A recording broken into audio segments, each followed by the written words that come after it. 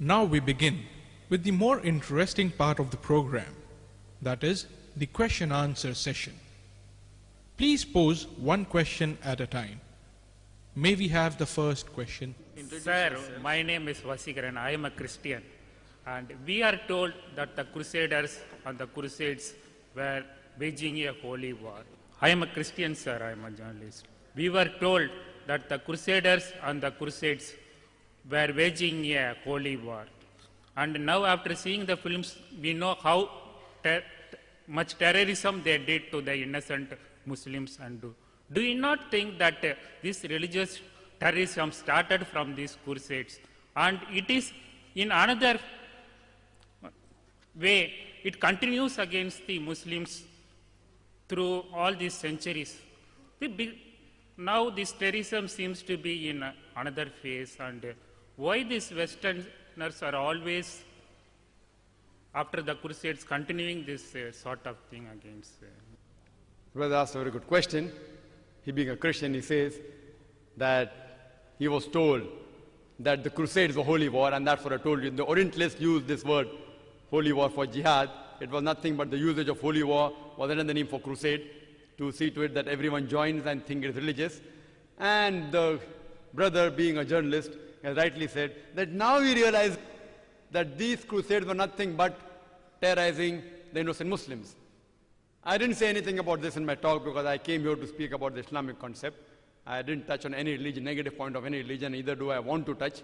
It is just I said that all religion prescribe fighting to let peace prevail. That's what everyone does. I never touched on any religion. That's not what I've come here for. But if you ask me a question, I have to say, yes, you're right, brother, that the crusade did terrorize the innocent Muslims. And that's how it has continued. And now, the same thing what they do, they are now saying the same thing to the Muslims, which if you analyze, you see in the world around you. You see in the world around you that how many people are actually accepting it. Today, Islam is the fastest growing religion in the world. There may be stray incidences somewhere in the world. There are black sheep in every community. But you will not be able to point out as a whole that where in the world are people forcing other non-Muslims to accept Islam at the point of the sword. No way. In fact, they are getting harassed because they are Muslims. Now, this thing can only be solved if you go back to the Bible. If you read the Bible, Jesus Christ, peace be upon him, he said, it's mentioned in the Gospel of Matthew, chapter number 5, verse number 40-41, he says that if anyone strikes you on the right cheek, offer him the other. If anyone strikes you on the right cheek, offer him the other. If someone asks you to walk 1 mile, you walk with him twain. If someone asks for the shirt, you give him the cloak. So Jesus Christ, peace be upon him, a messenger of Almighty God, he shows us how peace should prevail. He says, love your neighbor. So if you analyze, if you go back to the scripture, I don't find anywhere where Jesus Christ, peace be upon him, himself prescribed that you should harass the Muslims.